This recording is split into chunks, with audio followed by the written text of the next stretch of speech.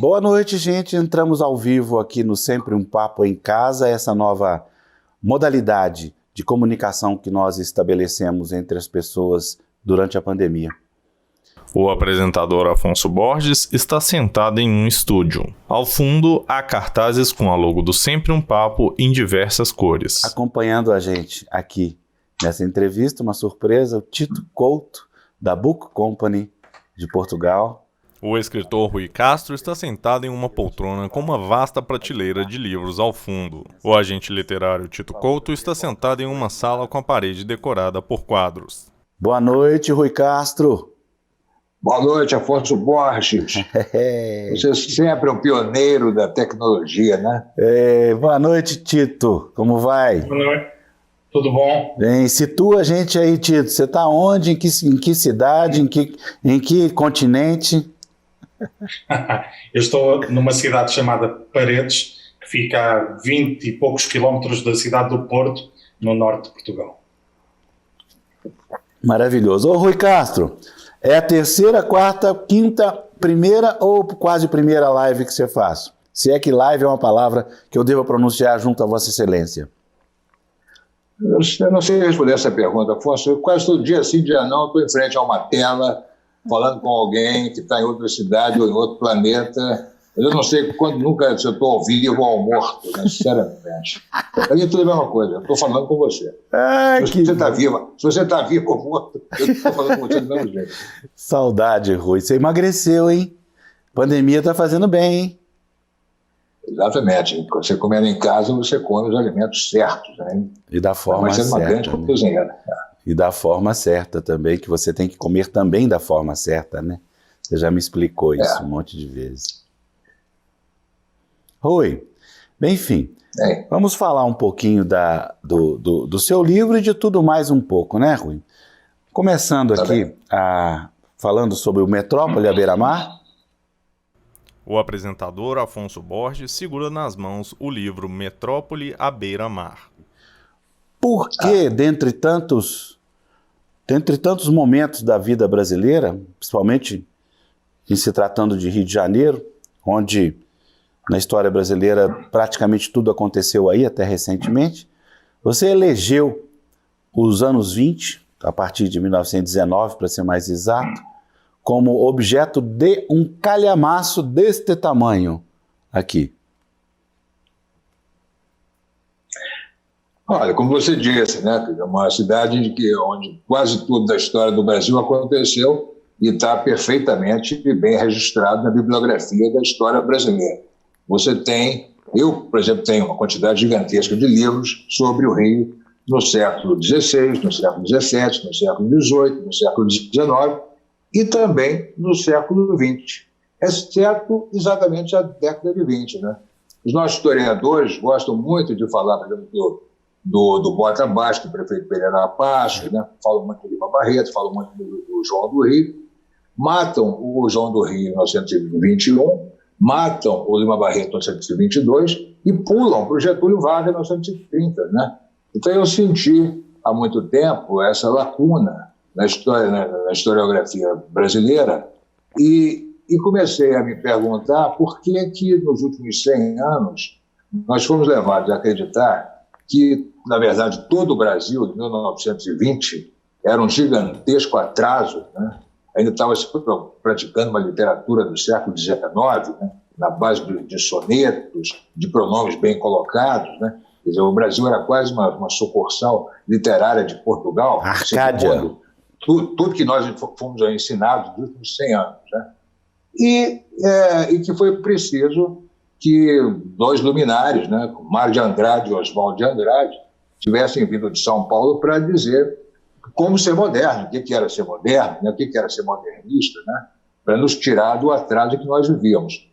Isso me intrigou, sempre me intrigou, porque estudando o Rio como eu estudo, eu sabia, por exemplo, que nos anos 20 do Rio, você tinha vivendo ao mesmo tempo, na mesma cidade, pessoas como o Agripino Grieco, o Álvaro Moreira, a Araci Cortes, a Bidu Sayão, o de Cavalcante, a Gilca Machado, o Ismael Neri, o J. Carlos, né, o Lima Barreto, o Manuel Bandeira, né, o Arécio Barbosa, o Pixinguinha, o Roquete Pinto, o Vila Lobos, ou seja, todas essas pessoas extraordinariamente... Não, tem uma página de personagens, eu até marquei, é uma página inteira de personagens, né? Afonso mostra o livro aberto para a câmera. Todos homens extraordinários. Rui Barbosa, Franco de Melo Franco, Gilberto Amago. Né?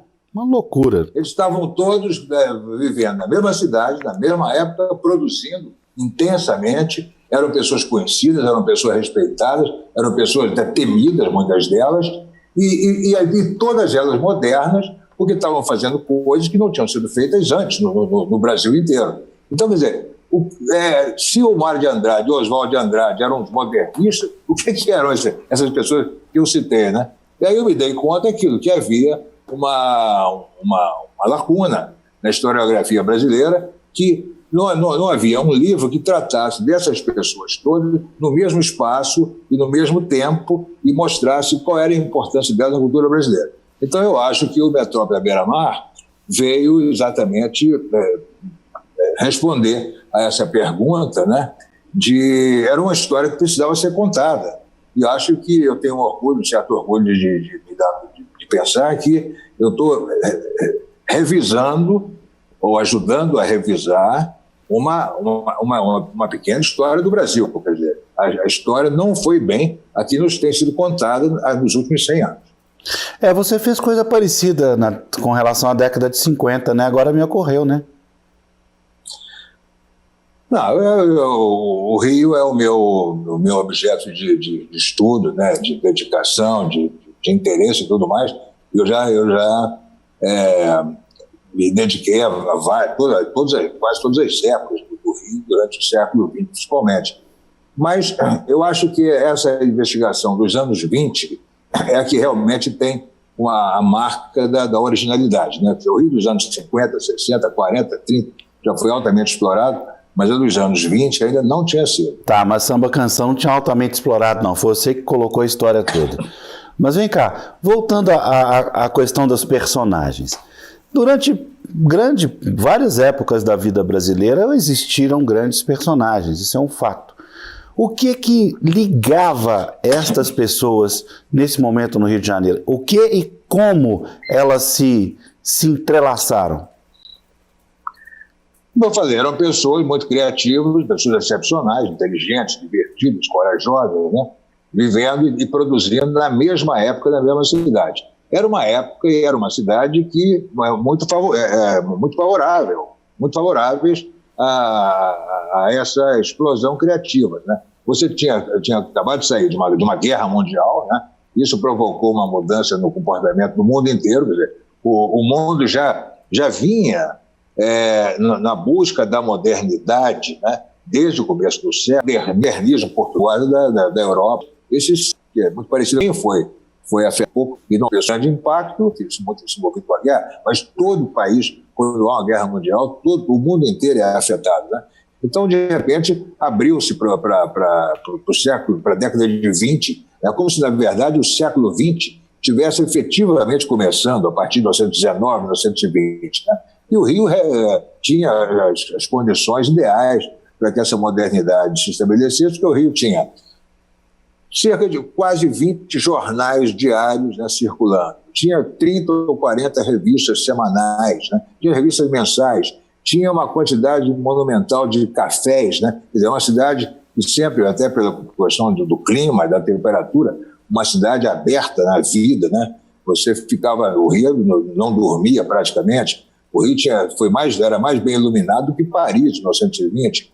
Então, o Rio ficava aceso a noite inteira. Jornais circulavam a noite toda. Você tinha onde ir, né? Você tinha, enfim, esse tipo de efervescência cultural e política, Rui, né? Interrompendo um pouquinho, fala sobre isso.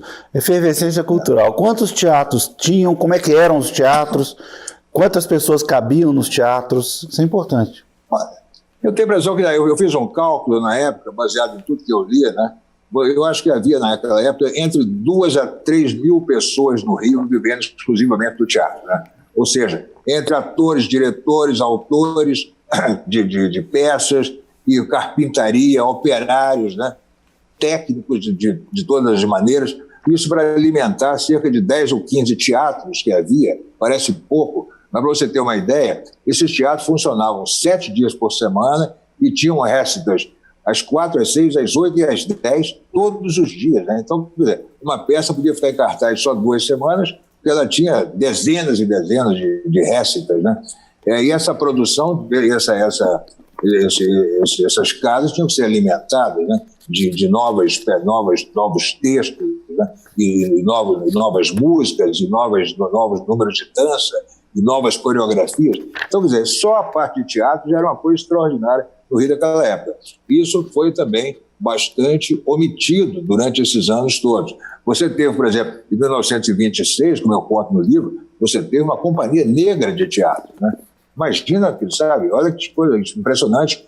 É claro que na sequência das companhias negras de teatro que estavam acontecendo nos Estados Unidos e até mesmo em Paris, né? Mas você ter uma companhia negra de teatro no Rio, naquela época, era a única do Brasil, né? E outra coisa, eu estava lendo aqui também, as casas de espetáculos eram grandes. Tinha uma que tinha 600 lugares, outra de 2.000 lugares também, então eram espaços grandes, né?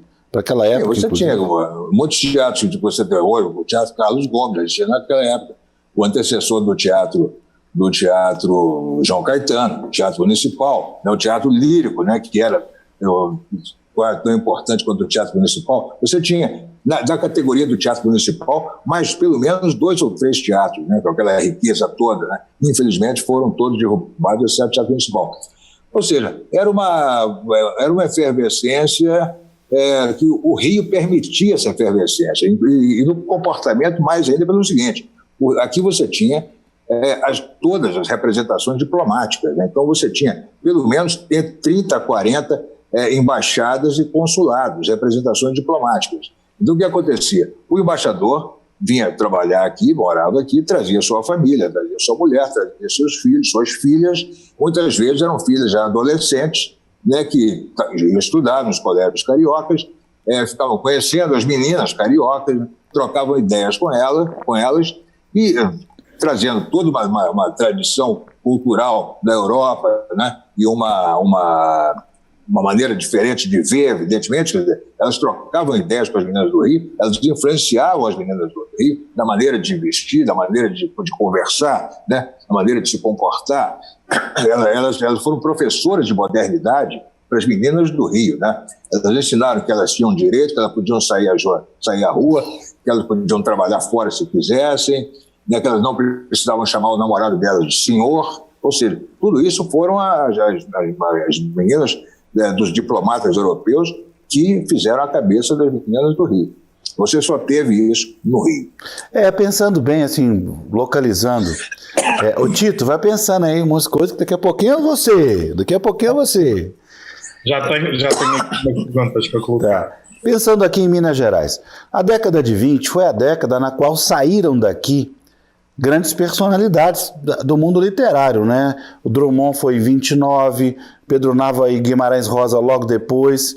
Quer dizer, naquele momento, o Rio de Janeiro era mais ou menos com aquela piada do Otto Lara Rezende, que dizia o seguinte: em Minas Gerais não se perguntava se você ia para o Rio de Janeiro, perguntava quando. Pois é, mas não foi só Minas Gerais, né? Isso também é outra coisa que eu não tenho que tratar disso no livro, que cada estado, cada lugar trate de si.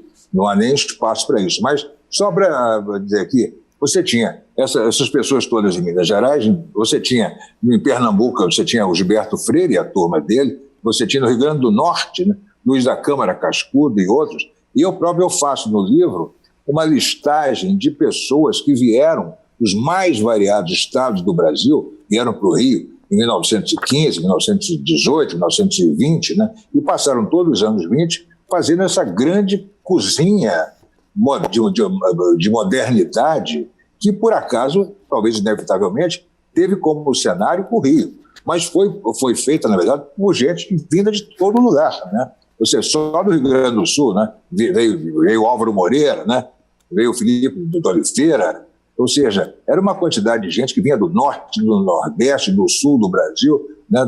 Até do do Centro-Leste, ou seja, para trazendo as suas contribuições, chegando aqui, trazendo a maneira de ser e de pensar e de falar dos seus lugares, e aqui se aculturando, né, com os nativos, né, com os cariocas e com os fluminenses, e formando aquele bolo cultural, né, que, na verdade, já levou o Brasil para a modernidade já naquela época. Rui, ou seja, nós não ficamos dependendo só de um lugar. Vamos fazer um compartimento, só um pouquinho. O seu livro mostra as preciosidades que você tem, né? As bolachas, né? Os discos, você quer dizer? Os discos em vinil, melhorou? Dá certo. As bolachas é uma coisa os cartazes, os cartazes dos filmes, né? Vamos compartimentar um pouquinho. Fala só do cinema daquela época. Não, o cinema daquela época estava começando aí. Pois é. O cinema... Mário Peixoto, por exemplo, tinha 21 anos. Mas ele só apareceu no final da década. Agora, muito antes dele, outra pessoa muito mais importante que o Mário Peixoto já estava funcionando, que era o Adhemar Gonzaga, né? Você tinha, por exemplo, em 1922, você tinha no Rio 3 ou 4 revistas de cinema. Olha só, o cinema brasileiro praticamente não existia, ou nem não existia, mas você tinha essa revista de cinema que tratavam basicamente do cinema europeu e do cinema americano, né? Já eram críticos, né, escrevendo. Eles não estavam falando só do vestido da mocinha, né, ou do cavalo do mocinho. Estavam falando do diretor, do cineasta, do roteirista, já havia esse tipo de preocupação já desde o começo naquela época.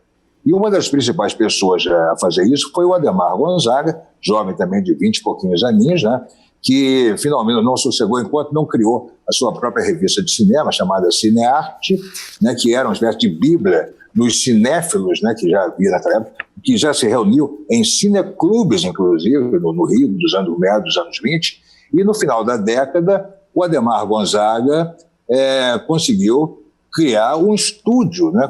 Ele começou a construção de um estúdio chamado Cinédia, que ele sonhava como sendo uma coisa que ia ser o grande centro de produção do cinema brasileiro todo. Não era só para ele fazer os filmes dele, era para que fizesse o filme, todo mundo fosse fazer filme ali. Um dos que ele descobriu, por exemplo, e ajudou desde o começo, foi o Humberto Mauro. Hoje se fala muito de Humberto Mauro, não se fala de Adhemar Gonzaga, é uma injustiça. Porque sem Adhemar Gonzaga não teria existido Humberto Mauro. Humberto Mauro teria ficado em Cataguás o resto da vida. Quem trouxe ele para o Rio e deu todo o apoio a ele, apresentou aos técnicos, deu para ele um elenco, foi Adhemar Gonzaga, né? Então, o próprio Mário Peixoto o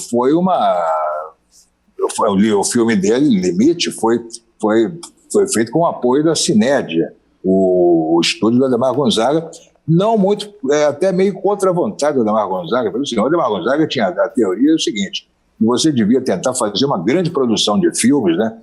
Talvez até dezenas de filmes, se fosse possível, e, inevitavelmente, desses muitos filmes que um país produziria durante o ano, talvez saísse uma obra-prima, né? Sairiam talvez 4, 5 bons filmes, grandes filmes, talvez uma obra-prima, quem sabe, né? Mas por isso você estaria criando uma indústria de cinema no país. O Mário Peixoto resolveu começar pela obra-prima, entendeu?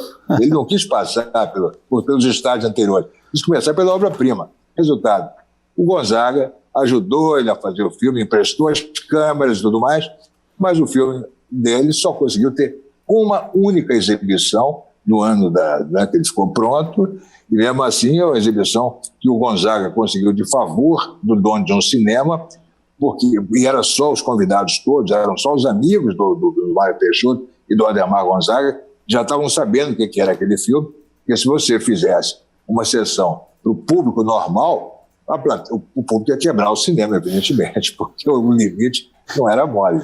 Aqui, só antes de passar para o Tito, eu queria que você me explicasse, falasse da música dessa época, mas Olhos Japoneses fazendo uma valsa lenta no Chico Viola, no Hotel Itaúba, com Hotel Itaúba Orquestra, é isso?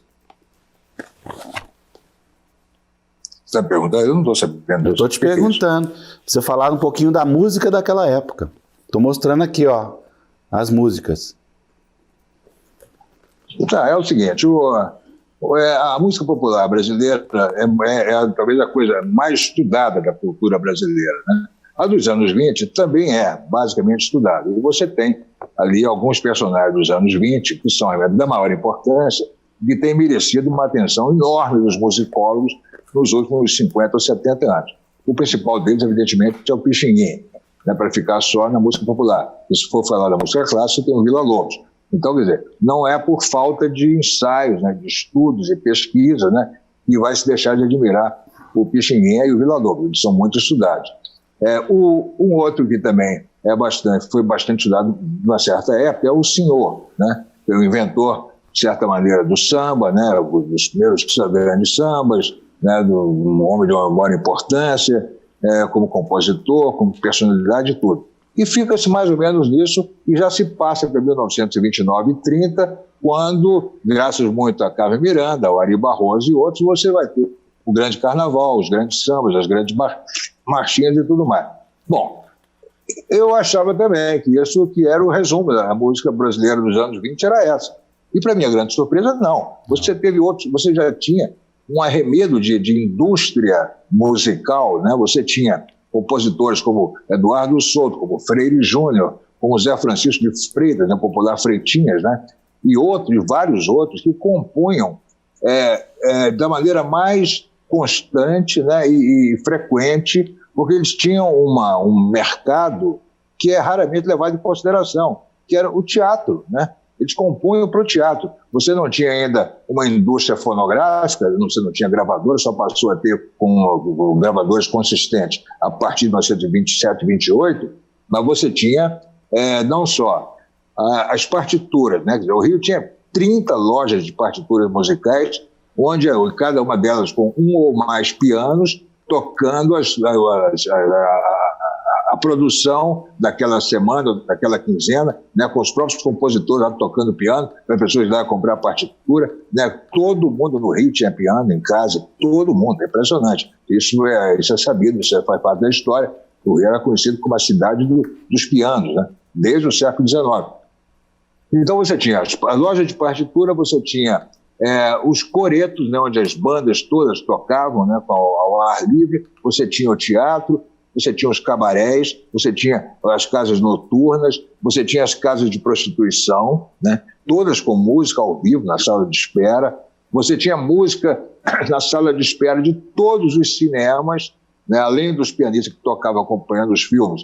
Você tinha aqueles conjuntos musicais que tocavam na sala de espera. Né? Quem eram esses pianistas? Um deles era o Nazaré, né? O outro era o jovem Ari Barroso, né? Um outro que tocava violoncelo lá no 1920, na sala de espera, era o Villa-Lobos, né? Então, quer dizer, você tinha uma produção musical enorme. Se só uma pequena parte dessa produção chegou até nós, é porque você não tinha a indústria fonográfica para registrar aquilo em disco, né? Mesmo assim, há uma quantidade enorme de músicas que se tornaram clássicas, vindo daquela época, e que eu dou no livro a imagem delas lá, com os selos dos discos de 78 rotações. Aquilo é uma prova de que você tinha uma produção consistente de música popular. O Rio era absolutamente musical. As orquestras de cinema, a música estava na rua. As orquestras de cinema tocavam e com muita gente para apoiar os filmes, né? Não era Pixinguinha, todos eles tocaram em orquestras de cinema, né? Mas não é para acompanhar o filme. O Pixinguinha não ia acompanhar o filme. O Pixinguinha tocava na sala de espera, entendeu? Você ia de terno e gravata, naturalmente, assistir um filme, e antes do filme você sentava na sala de espera, você tomava um chá, você tomava um café, você tinha lá aquela música, sabe, te embalando, dali a 40 minutos você entrava para ver o filme, né? Então era um evento, não vou dizer de gala, mas não era uma coisa só subalterna em relação ao filme, você ficar tocando pianinho enquanto o cara corria no cavalo, entendeu? O Pixinguinha não fazia isso. Ele apresentava a música dele, dos 8 batutas, e dali, aliás, da sala de espera do cinema, o Pixinguinha saiu para a Europa, né? Bem, eu queria ainda falar um pouquinho da peste, mas eu queria passar a palavra para o Tito. Tito, muito obrigado por estar conosco. Nós estamos sempre um papo Aqui agradece também a parceria da Book Company. Há agora uma sinergia entre essas duas empresas. O Sempre um Papo transmite toda a programação dos festivais realizados pela Book Company em Portugal e eles transmitem a nossa programação, viu, Rui? Esse nosso papo está sendo transmitido no Facebook lá em Lisboa. Muito obrigado. Primeiro, eu gostaria de... Notícias. Hein? Eu gostaria que... colaborador do Diário de Notícias, e se esta parceria não valesse por mais nada, valia pela oportunidade de eu poder colocar algumas perguntas ao Rui Castro. E a primeira que eu queria colocar é, lendo as crónicas do Olavo Bilac e do João do Rio, que muito antes desta explosão, nos anos 20, já antecipavam um movimento muito intenso no Rio de Janeiro, mas com visões diferentes. O João do Rio olhava para o Rio com o fervor das ruas e dizia que havia um ímpeto de criatividade muito grande nas ruas, que havia poetas em todo lado, nos hospícios, em todo lugar havia uma vibração muito grande. Por seu lado, o Olavo Bilac olhava para um Rio em convalescença e esperava que o Rio recuperasse, tivesse uma vida mais intensa, mas dizia, se calhar é preciso ter calma, não podemos provocar uma indigestão, não podemos embarcar em euforias. Durante os anos 20 sentia-se esta tensão entre estas duas visões, uma visão de uma explosão de criatividade e outra visão que dizia é preciso ter calma, não podemos embarcar em loucuras e temos que ter uma atitude um pouco mais tranquila. Olha, eu acho que depende. Você está citando dois cronistas, mas não sei se você está citando as crônicas da mesma época, né? Por exemplo, o Bilac, por exemplo, é muito mais velho que o João do Rio, né? 20 anos mais velho, pelo menos, e já nos últimos 15 anos da vida dele era um homem doente, um homem mais reservado, tinha abandonado um pouco aquela vida de boêmia, né, das confeitarias e da própria rua, né? Porque o Bilac, no começo do século, ainda era um homem de grande entusiasmo. Então, ele foi, por exemplo, um defensor encarniçado, né, do bota abaixo do Pereira Passos, né? Quando muitos eram contra o que a modernização estava acontecendo, com a derrubada da cidade colonial, né, para uma cidade mais moderna, o Bilac era absolutamente favorável àquilo. O que aconteceu é que o Bilac, realmente, nos últimos 10 ou 15 anos da vida dele, deixou de ter aquela exuberância toda, foi também sendo um pouco superado, né, em popularidade como poeta, e pode ter tido essa visão um pouco mais negativa que você observou já no final da vida, enquanto o João do Rio estava em plena efervescência. Mas eu não percebi, em momento algum dos anos 20, essa disparidade de conceitos, né? Quer dizer, havia uma entrega total, né, ao que era novo, ao que era diferente, né? Por exemplo, o Rio se entregou muito ao uso da droga, a cocaína, por exemplo, a morfina, o ópio, né? Eram usados com uma certa, não vou dizer com liberdade, porque já eram proibidas, né? Mas não eram reprimidas, então comprava-se droga com grande facilidade.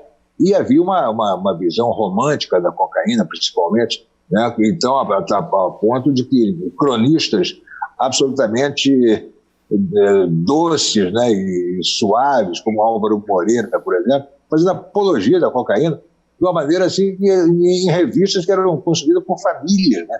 Isso tem vários exemplos disso que eu cito no livro. Eu tenho a impressão que o Álvaro Moreira nunca cheirou cocaína na vida dele, mas ele era aparentemente um defensor, né, da cocaína. Então, quer dizer, isso nesse aspecto, no aspecto do comportamento, quer dizer, houve várias tentativas de repressão a que as pessoas usassem menos roupas na praia, né? Essas tentativas todas feitas vindas dos governos, principalmente um governo altamente reacionário, né, e autoritário, como foi o governo de Arthur Bernardes, entre 22 e 26, foi tudo derrubado pelo próprio comportamento do povo, né? Quer dizer, tentavam reprimir, mas o povo ia de qualquer maneira e impunha a sua vontade. Então eu não vejo muito essa disparidade. Acho que o Rio foi meio que em bloco, né, em direção a essa modernidade. E na música, nós temos ao mesmo tempo duas correntes a correr em paralelo, os crooners, com o Francisco Alves e uma série de outros nomes, e temos a ascensão do samba.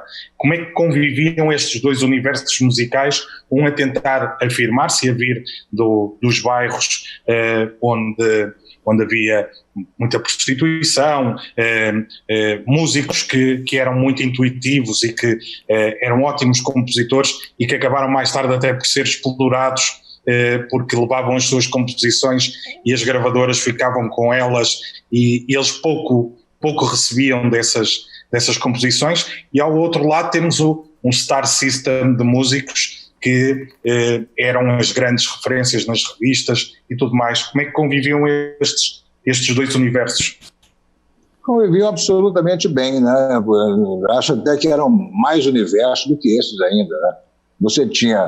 Você teve, durante a primeira metade da década, uma tendência à canção romântica, ou à canção apenas humorística, ou à canção dançante, mas eram canções, não eram sambas, né? Mas o samba já estava vindo perfeitamente por baixo e ele pegaria um impulso na segunda metade da década a ponto de se tornar dominante já no final da década. Os cantores tiveram que... a música popular, durante grande parte da primeira metade até do século, até nos anos 20 nem se fala, a música instrumental era mais importante do que a música vocal. Isso em toda parte, né? O cantor não era tão importante. Alguns cantores começaram a ficar no Brasil, Francisco Alves, nos Estados Unidos, Bing Crosby, na França nem teve Maurice Chevalier, né? Nos anos 20, mas o domínio era da música instrumental. Os cantores finalmente começaram a aparecer e se tornaram os grandes cartazes, né? Com relação aos compositores, a grande questão, né, que foi tratada muitas vezes aqui no Brasil é a coisa do samba, o que se considerava o samba machichado do senhor, que seria um falso samba, contra o verdadeiro samba, que seria o samba produzido no Estácio pela turma do Ismael Silva. Isso tem sido contado como tendo sido uma luta entre o falso samba e o verdadeiro samba, né? E que um teria sucedido o outro e o outro teria sido abandonado. Eu descobri que apenas por comparar as datas de gravações dos discos e pela observação dos próprios discos, pegando os discos na mão e abrindo e olhando um lado e do outro, e vendo os catálogos, evidentemente, eu descobri que nunca houve essa disparidade. Ao contrário, os dois tipos de música, tanto o samba machichado do senhor, praticado na Praça 11, quanto o samba supostamente de verdade, né, da turma do Estácio, conviveram perfeitamente durante anos, a tal ponto que o primeiro disco que o Chico Alves, a primeira música, o primeiro samba que o Chico Alves gravou do Ismael Silva, né, que é representante do samba moderno, no lado B, o Chico Alves cantava um samba do senhor. Então, no mesmo disco, você tinha de um lado um tipo de música e do outro lado outro tipo de música que aparentemente estava em conflito.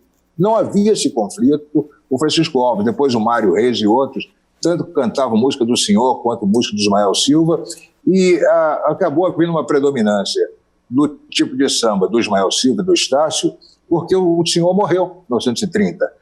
Mas ele mesmo, tem conversado isso muito com alguns musicólogos do Rio, que eu respeito muito, e todos chegamos à conclusão que se o senhor não tivesse morrido, ele também teria evoluído e praticado o samba, aquele samba mais macio, né, mais elástico, mais flexível, né, menos duro, menos amachichado, que é o samba como nós conhecemos depois.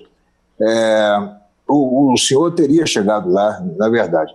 Com relação à compra de músicas pelos compositores mais humildes, isso aí também foi uma lenda que eu tive o prazer de desmoralizar no livro, porque o Ismael Silva, né, o Francisco Alves comprou vários sambas do Ismael Silva, isso é fato, isso ninguém ignora. Mas o nome do Ismael Silva apareceu em todos os discos que o Francisco Alves gravou.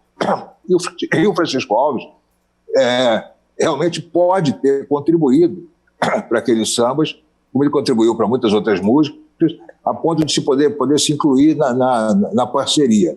Esses músicos nunca foram, a turma do Ismael Silva nunca foi roubada, na verdade, e se foi, o Ismael Silva participou desse roubo. Ele também aliciava, ele também comprava sambas e dava para o Francisco Alves. Os outros países estiveram sempre, e nomeadamente os Estados Unidos, atentos ao que se passava no Rio de Janeiro e esta efervescência. E isso nota-se quer na música, quer no cinema, porque na música a Brunswick, a RC Victor começam a instalar-se no Rio e a fazer as primeiras gravações, mas também Hollywood começa a fazer aquilo que hoje se chamam castings, à procura de jovens atores e atrizes que pudessem experimentar e ver se funcionava nos Estados Unidos. Portanto, esta vida agitada do Rio chegava lá fora. Isso é verdade. Assim que você passou a ter, né, um domínio total da cultura americana, né, substituindo a cultura europeia e francesa, principalmente, a partir do final dos anos 20, né, entre outras coisas, pela chegada do cinema sonoro e pela consolidação da indústria fonográfica americana. Né. Então, por exemplo, a indústria fonográfica americana se instalou aqui imediatamente. Vieram, você disse, a Victor, a Brunswick, a Columbia, e você já tinha aqui a Odeon. Você teve, desde 1925, escritórios dos grandes estúdios, a Metro, a Paramount, a Warner e a Fox, todas tinham escritórios no Rio e faziam isso que você falou, de tentar descobrir talentos locais ou personalidades locais para levar para lá e tudo. Né? Isso foi uma realidade universal, né? Essa presença da cultura americana esmagadora, né? E influenciando, inclusive, a cultura local, a tal ponto de que você tem, por exemplo, quais foram as grandes danças no Rio a partir de 1924, né? Deixou de ser o machista, deixou de ser a polca, deixou de ser a valsa e passou a ser o foxtrot, o shimmy, o charleston, né? Mas isso foi no mundo inteiro.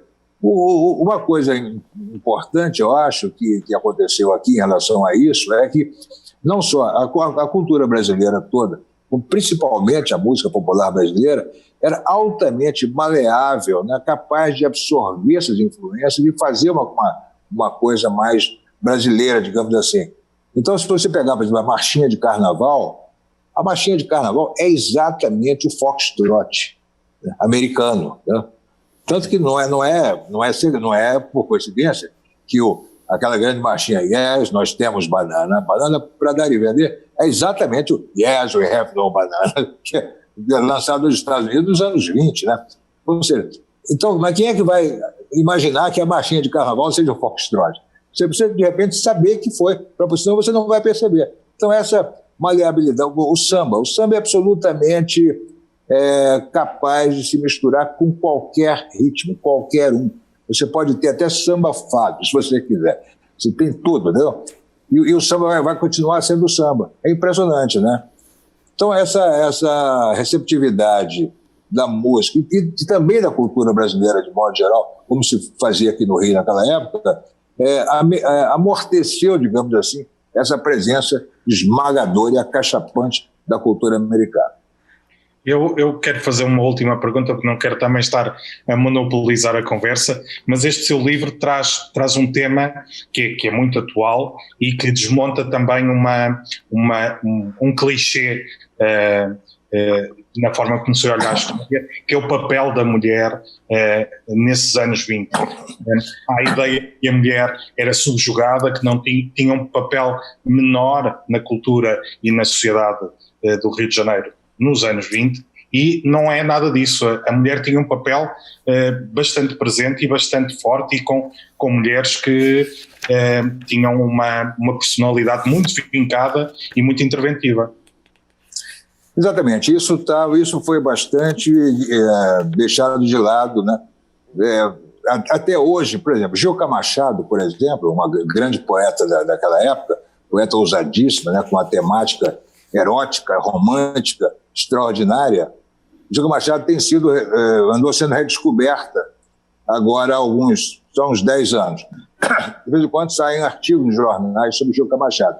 E qual é o mote desses artigos? Gilca Machado teve que lutar por ser escritora e por ser mulher. Sabe, como se quiser, ela era perseguida por ser escritora e por ser mulher, segundo a visão que se tem hoje. Não era verdade. Gilca Machado, ela enfrentava os literatos, né, de igual para igual. Ela publicou, em cerca de 10 ou 12 anos, 15 romances, todos eles em editoras importantes, né, ao contrário de outros escritores que teriam que pagar para publicar. Ela não tinha que pagar, ela era disputada pelas editoras. Você tinha a própria Rosalina Coelho Lisboa, né, uma mulher que era namorada de um dos tenentes da insurreição antigovernamental de 1922, no Forte Copacabana. Enfim, uma quantidade. E uma mulher como a Eugênia Moreira, né, que seria uma mulher chocante, uma mulher revolucionária, talvez em qualquer país, talvez até mesmo nos Estados Unidos, se morasse lá, pelo comportamento dela, pela postura dela, né, pela inteligência dela e pela independência dela. Então, quer dizer, eu não sei realmente se houve muito mais mulheres do que essas, né? Quer dizer, não creio que essas mulheres existissem numa ilha. Elas produziam todas, elas faziam poesia, faziam romance, faziam crônica de jornal. Elas eram profissionais, não eram diletantes de maneira alguma, né? Então, quer dizer, para essas mulheres terem essa presença na vida cultural do Rio, elas certamente tinham um público, né? Havia muitas mulheres que as liam, que as admiravam e acatavam seus pontos de vista de modo a permitir que elas fossem tão notáveis e tão solicitadas, né? E nenhuma delas, isso eu deixei bem claro no livro, nenhuma delas reclamando, se sentindo atacadas ou por serem escritoras ou por serem mulheres, nada disso. Eram mulheres que escreviam, eram profissionais da palavra e atuavam em jornais, na vida literária, publicavam livros, publicavam poemas, publicavam romances e faziam palestras e tudo mais. Não havia essa vitimização. Nessas mulheres não havia de maneira alguma. Aliás, a Carmen Miranda é fruto desse caldo cultural. Absolutamente, é isso mesmo. Assim que a Carmen é uma menina de 19, 20 anos, em 1929, sem nunca ter tido uma aula de canto em toda a vida dela, né, apenas com a formação, que ela também não era uma menina de grandes estudos, né?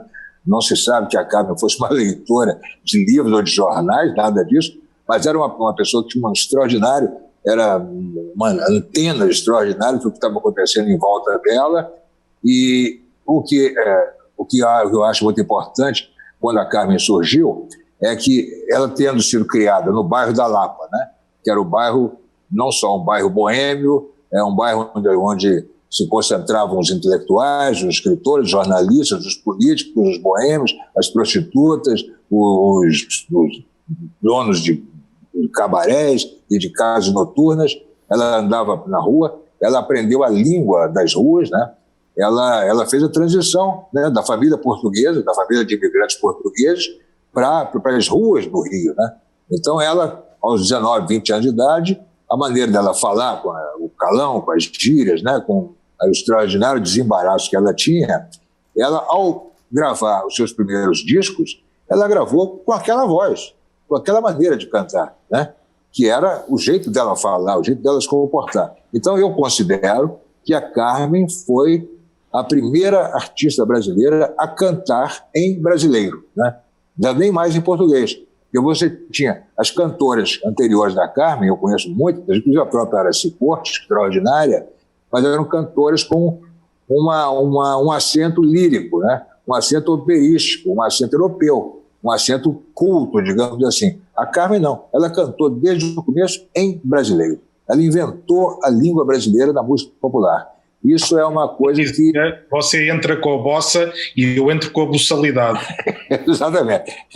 Até esse tipo de brincadeira, de esperteza, né, ela era capaz. E ela foi, como você disse, ela não teria existido sem essa esse substrato cultural dessas mulheres todas que produziram coisas que até marcaram presença nos anos 20, como a Gilca Machado, Eugênia Moreira, Crisantema e outras, que eram muito conhecidas, muito famosas. Né? Esse ponto que eu queria colocar para você. Muito do que foi gestado, formado nos anos 20, deu sequência para o resto do século. De certa maneira, sim, né? Muitas pessoas que foram importantes nos anos 20 tiveram grandes carreiras, né? A partir dali. Né? Você pega, por exemplo, a própria Carmen Miranda, que vocês acabaram de falar, ué. Exatamente. Em todos os setores, pessoas importantíssimas do Brasil dos anos posterior foi formado nos anos 20. Você pega, por exemplo, Augusto Frederico Schmidt, né? Um poeta que surgiu por volta de 1925, muito jovem, amigo de todos eles, muito ligado aos católicos, aos revolucionários católicos, aquela coisa que já havia também na época e tudo. Em 1932, Augusto Frederico Schmidt funda uma editora. E que autores o Schmidt publicou pela primeira vez entre 32 e 34? Eu vou citar alguns. Olha. Graciliano Ramos, Elinhas do Rego, Gilberto Freire, Vinícius de Moraes, Lúcio Cardoso, Marx Rebelo, etc, etc, etc. Todos esses escritores foram publicados em primeira mão por Augusto Frederico Schmidt, entre 32 e 34. Ou seja, e foram autores, evidentemente, Jorge Amado também, foram autores que mudaram completamente a literatura brasileira a partir dali. Quer dizer, a produção desses escritores que eu citei não tem nada a ver com Macunaímas e Serafim Ponte Grande, João Miramar, nada disso, com o poema Piada, nada disso. É uma literatura brasileira já muito impregnada do próprio Brasil, né? É interessante, então, como essa literatura que dividiu, dividiu o Brasil, né? Quer dizer, a literatura brasileira realmente descobriu o Brasil a partir de 1932, a ponto de escritores de todas as partes do Brasil, né, de Pernambuco, da Bahia, né, de Alagoas, né, Jorge de Lima e tantos outros, né, começarem a produzir e se tornarem quase que o novo establishment literário do Brasil. Quer dizer, eram todos, eles tiveram que romper com os anos 20, eles vieram dos anos 20, romperam com ele para fazer essa nova literatura que passou finalmente a explorar como tema o Brasil. Rui, faz uma analogia, não, fala o que você quiser, vou ficar fazendo uma pergunta besta não, entre a gripe espanhola, óbvio, você escreveu tudo isso, nem imaginava que ia estar acontecendo o que aconteceu agora, e o que está acontecendo no Brasil a respeito dessa doença.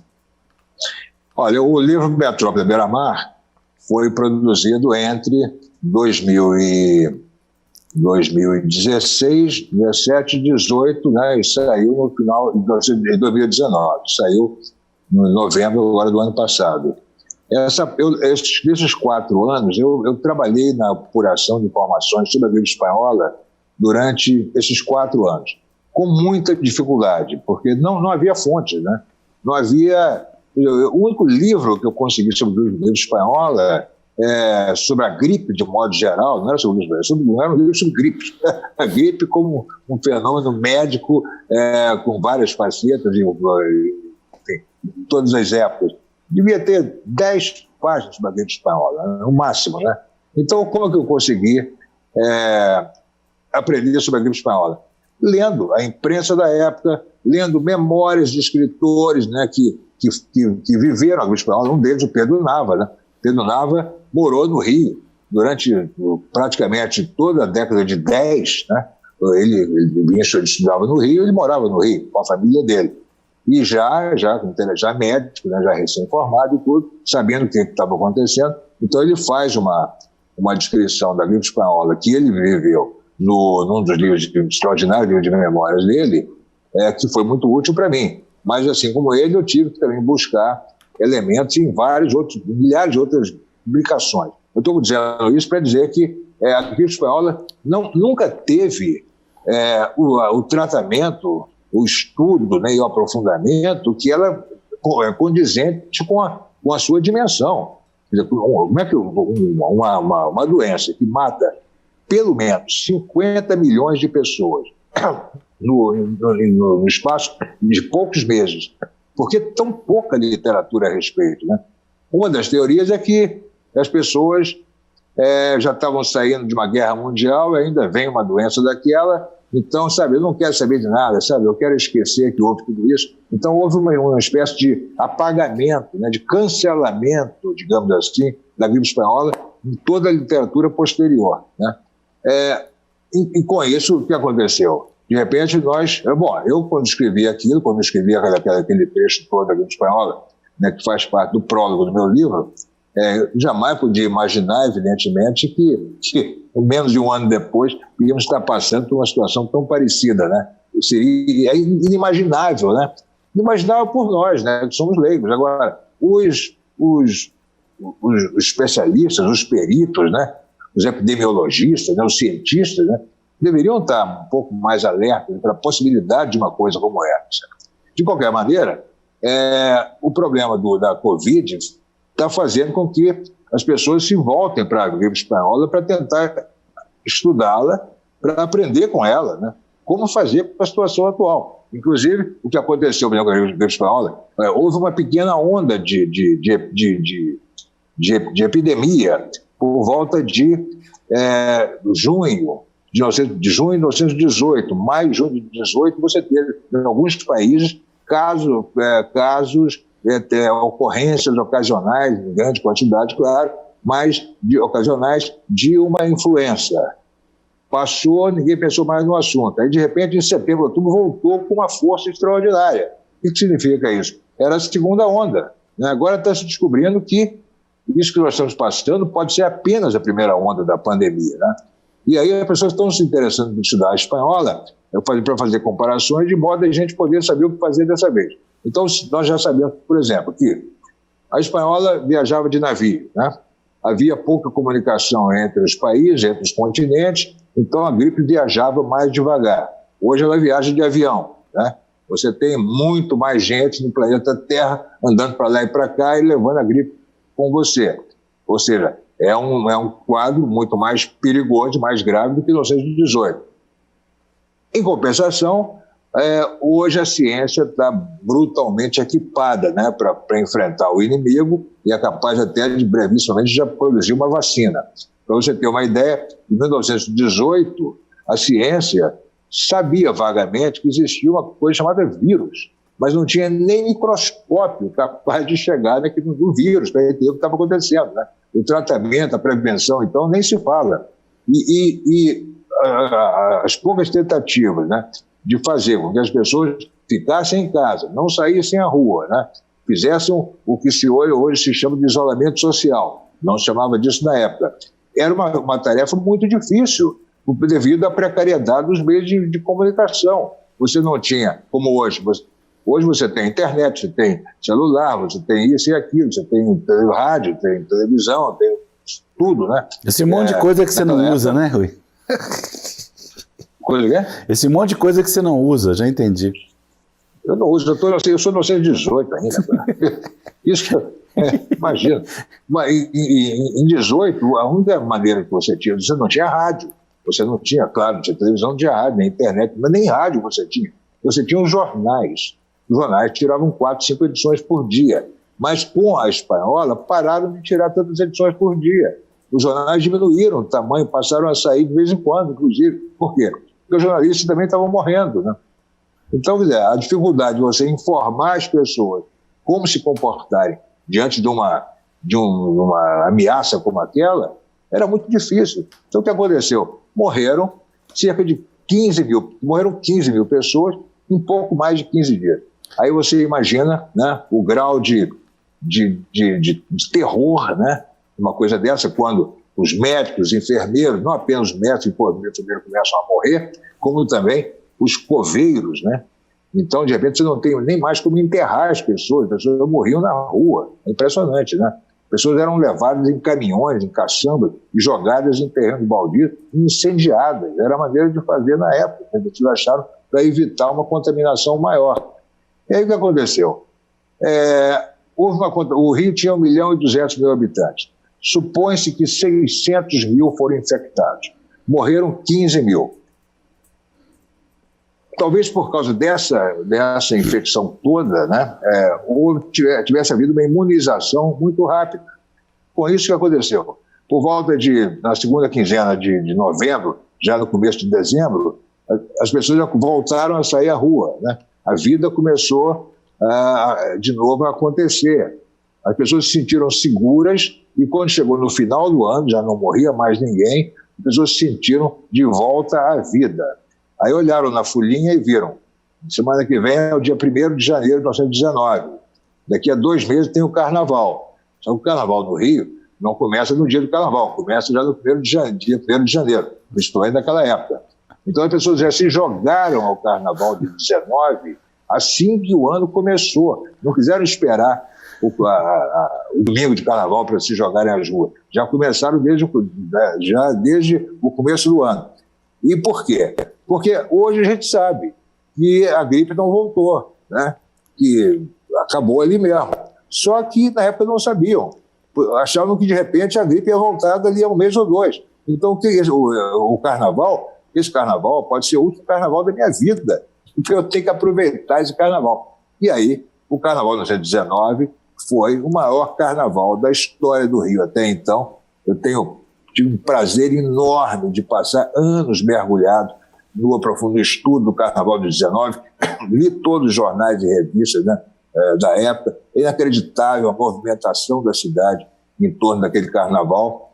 E olha que a experiência do Rio no Carnaval já não era pouca, né? Pra você ter uma ideia, o Rio já tinha Carnaval com gente fantasiada na rua desde o ano de 1603. Então, quer dizer, em 1919, você já tinha mais de 300 anos de Carnaval, e o Carnaval de 19 foi o maior da história até então. Eu acho que esse Carnaval de 19 é uma espécie de resumo, de premonição do que aconteceria não só no Rio, nos anos 20, como, na verdade, no mundo inteiro, né? E não é à toa que os anos 20 são chamados, né, na França de Les années folles, né, os anos loucos, né? Nos Estados Unidos de The Roaring Twenties, né? Os anos 20 alucinados, né? Em praticamente todos os países você teve uma erupção, né, em todo sentido nos anos 20, que pode ter sido uma espécie de ressaca, né, uma ressaca monumental, maravilhosa, da Primeira Guerra e da própria gripe espanhola. Vamos ver se, saindo da pandemia, vamos ter de novo essa explosão. Que essa história não se repita, viu? Pelo amor de Deus. A Heloísa Starling e a Lilia Schwartz estão aí mergulhadas na pesquisa dessa época. Você mesmo andou trocando mensagens com a Elo, né? Nesse sentido, porque a Heloísa andou escrevendo sobre esse período, e realmente uma constatação que a Lilia Schwartz fez sempre um papo aqui há 2 semanas, foi que a produção literária é quase nula nesse período. Não tem nada foi escrito nem nada. Dos anos 20? Não, nesse período da gripe espanhola. Pouquíssima coisa literária escrita sobre o período. Não, exatamente, aquilo que eu falei. Eu acho que houve uma tentativa propositada de apagar a gripe espanhola. Esse assunto não é muito tratado, né? Realmente não é, entendeu? Você teve, por exemplo, o Carnaval 19 teve marchinha de Carnaval falando da gripe espanhola, né? Debochando da gripe espanhola. Mas imagina que ousadia é isso, né? Agora, romances, contos, né? Crônicas, as pessoas não falavam da gripe espanhola. Não é aqui, você não encontra referência à gripe espanhola em lugar nenhum. Eu não conheço nenhum texto da literatura americana, da literatura francesa falando da gripe. Não conheço, daquela época, né?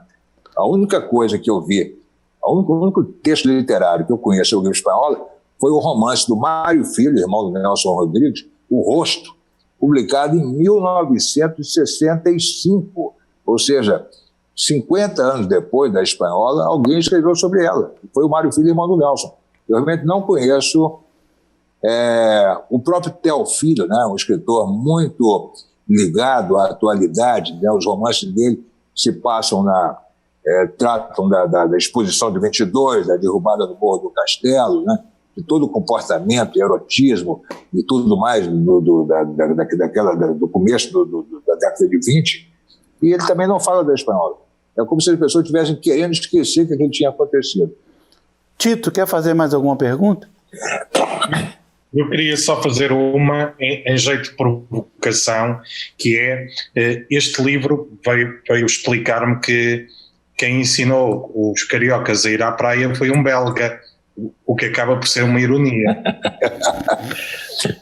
De fato, o rei Alberto da Bélgica, né, quando veio ao Rio em 1921, ele saía todo dia de manhã, ia com a Rainha Elizabeth caminhar na praia, ia nadar, né? E com isso começou a criar uma consciência, né, de que a praia não era, primeiro, um lugar só medicinal, para você cuidar do seu reumatismo, né? E também não era um lugar para você ficar fazendo piquenique na areia, né? Que o mar estava ali para ser explorado, né? Para ser invadido, para ser dominado, né? A pessoa entrava para nadar, né? Para tomar banho de mar, né? Agora, como eu conto no livro, o rei Alberto estava nadando em Copacabana, onde ele ia todos os dias de manhã, nadar em Copacabana, e os jovens cariocas iam, pediam licença para nadar com ele, né? Então, você já tinha uma camada de pessoas no Rio para quem o mar já não era aquela coisa assustadora, né? E era uma coisa para ser explorada. Havia uma outra praia, que é a Praia do Arpoador, também já era conhecida, né? Mas é verdade que o rei Alberto e a Rainha Elizabeth foram talvez os primeiros garotos propaganda da cultura da praia. Mas, Rui, foi também o rei Alberto que inaugurou a Bala Perdida, né? É verdade, aliás, a rainha, né? Ela estava se penteando no salão lá do Palácio Guanabara, né? que era ali em Laranjeiras, de repente um tiro, né? Passa por perto dela, né? Acharam que podia ser um atentado, né? Havia na época havia os terroristas, os anarquistas, né? Os carbonários, que eram pessoas que adoravam dar tiro em cabeça coroada, né? Embora a Rainha Elizabeth, coitada, depois virou nome de rua aqui no Rio, né? A rua que liga Copacabana e Ipanema é em homenagem a ela, a Rainha Elizabeth. E o príncipe e o rei Alberto eram pessoas queridíssimas, né? Eram heróis da Primeira Guerra e tudo mais. Então não havia motivo de dar um tiro naquela turma. Aí descobriram, depois de procurar em toda a vizinhança ali, de vasculhar tudo, descobriram que era um garoto de 10 ou 12 anos, caçando rolinhas, né? Que de repente deu um tiro na mata ali atrás do palácio, e o tiro entrou e quase que acerta a rainha. E esse garoto era nada menos que o filho do escritor Coelho Neto, que morava ali em frente, e o Coelho Neto, naturalmente, foi chamado, né, morrendo de vergonha, mas é engraçado, um filho do Coelho Neto, que depois se tornou grande jogador de futebol, né, seria um jogador até da seleção brasileira, jogador do Fluminense, da seleção brasileira, por esse menino ter matado a Rainha Elizabeth com uma espingarda de matar rolinha. Rui, dá para a gente ficar aqui até amanhã. Para encerrar, eu queria só que você contasse o que você está fazendo, o que você vai fazer, e se a pandemia, como você deu entrevista hoje, está lhe fazendo bem, porque pelo que eu te conheço, você está confinado aí. Tem quantos anos você está confinado, Rui? Eu estou confinado desde 1987.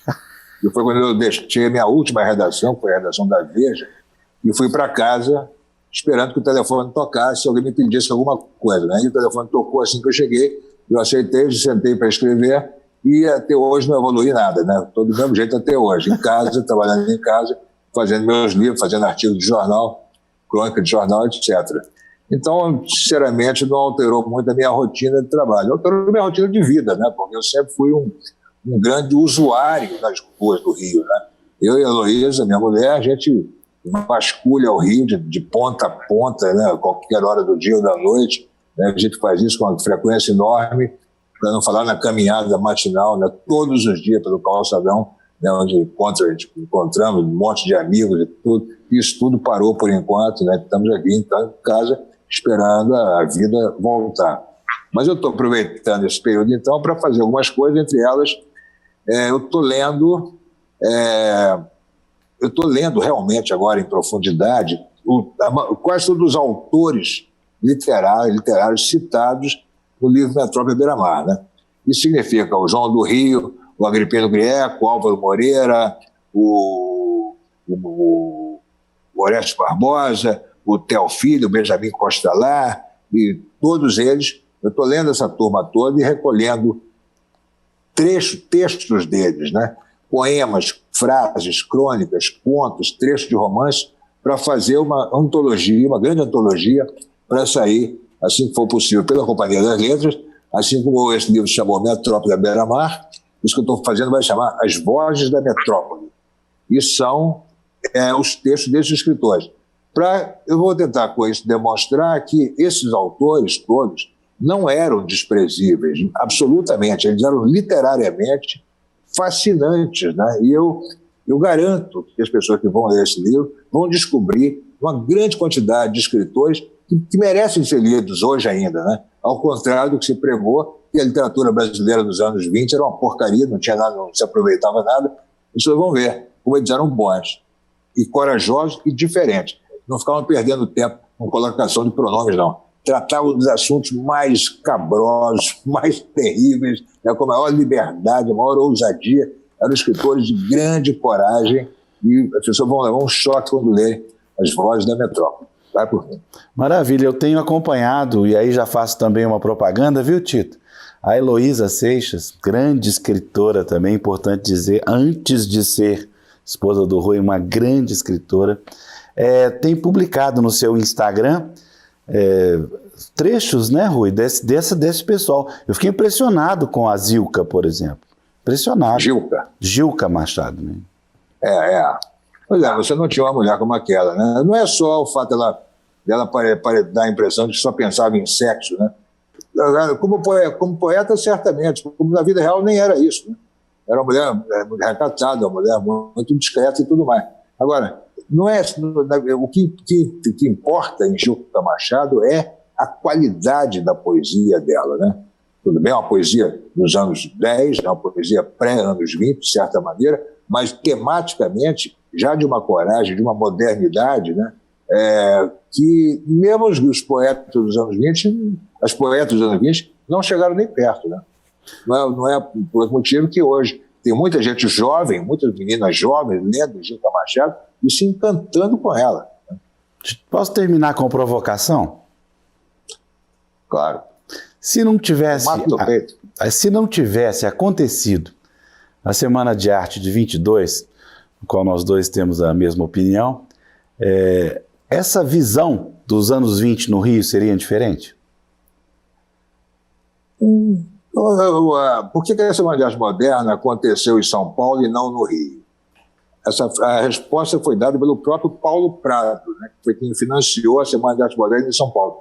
Sabe, no Rio não poderia fazer a Semana de Arte Moderna e não faria diferença. Ninguém ia dar bola para aquilo, porque não precisava, porque o Rio já era moderno, né? O Rio era uma cidade que ficava acesa a noite toda. Estava louco para ouvir essa frase. Muito mais diferente. Hein? Eu estava louco para ouvir essa frase. Não precisava ser moderno, já era moderno. Não precisava de moderno, não precisava ser modernista, já era moderno, não precisava daquilo, né? Aquilo era importante para São Paulo, né? Que era tudo muito acanhado, uma cidade pequena, né? Você vê que antes, por exemplo, da produção desse modernista, é muito difícil você pensar num escritor de São Paulo, né? É muito difícil você pensar numa pessoa, num intelectual, num artista importante, né, de São Paulo. O máximo que você tinha é o Monteiro Lobato, né, que era o autor do Jeca Tatu. Então, quer dizer, você não tinha muita coisa. Então, era precisamente uma coisa como essa para sacudir São Paulo. Agora, o Rio não precisava. Então, se não tivesse havido a Semana de Arte Moderna, eu imagino que não teria feito diferença, porque o Rio já chegaria àquela alquimia de modernidade, já estava chegando, já era, na verdade, da mesma maneira, e também influenciaria São Paulo, como já influenciava, né? Porque quem teve a ideia da Semana de Arte Moderna? De Cavalcante, que era carioca, morava lá, né? Qual foi a grande atração da Semana de Arte Moderna nas 3 noites? O Vila Lobos, carioca. O único que se apresentou nas 3 noites da Semana de Arte Moderna. Foi noite? Não foi de tarde, não? Só ele. Foi de tarde. Ele, não tinha noite, não, foi de tarde. Foram duas noites e uma tarde. Na verdade, a semana não foi uma semana, foram só 3 sessões, das quais 2 à noite e 1 à tarde. Sendo que a terceira sessão, que foi à noite, foi só com Villa-Lobos tocando do primeiro ao último minuto. Eu acho que muito mais importante do que a Semana de Arte Moderna, sinceramente, aliás, eu deixo isso bem claro no livro, foi a exposição do centenário da independência, 1922. Primeiro, não durou só 3 dias, durou mais de 1 ano. Segundo, não constou só de recitais de poesia, de literatura ou de música. Foi uma coisa que teve tudo isso, mas também teve congressos científicos importantíssimos que trouxeram novas tecnologias para o Brasil, provocaram debates com pessoas importantes de outros países, gerou acordos comerciais que foram importantes para o Brasil e talvez para os outros países, né? Inaugurou o rádio no Brasil.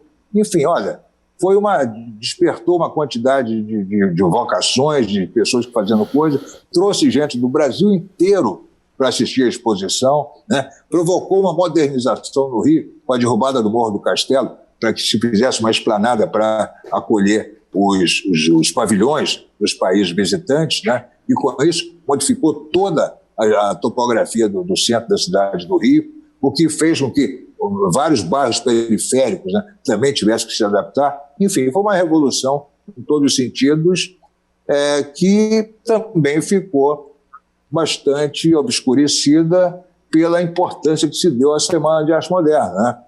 Agora, em 2022, nós vamos ter o centenário da Semana de Arte Moderna e vamos ter o centenário da exposição do centenário. Você vai ver qual que vai ter mais espaço da imprensa. Pode apostar. Veremos. Tito, muitíssimo obrigado. Espero que você me acompanhe em outras. Vamos? Eu topo. É só enviar o convite e eu topo numa outra conversa. Eu adorei ouvir o Rui Castro e fico à espera, até porque parece que ele que está aí a preparar um romance novo. Ficamos à espera de ver um novo romance do Rui por cá. Ele não vai contar, não. Já falei para ele contar e não quer contar, não. Vai ficar lá escondendo. Eu posso contar. Eu não sou romancista. Romancista é a Heloísa, minha mulher. Eu tenho a maior dificuldade do mundo de bolar plot, né, romanescos. Mas esse livro é uma coisa que está me perseguindo há algum tempo. Eu vou ter que fazer agora. É um romance sobre... O personagem é o Dom Pedro II. Só posso dizer isso. Ou seja, romance baseado em fatos reais. Exatamente. Eu não tenho a menor imaginação, entendeu? Como eu não consigo inventar histórias, eu sou obrigado a descobri-las, né? Então eu descobri uma história interessantíssima do Dom Pedro II que eu vou tentar botar em forma de romance.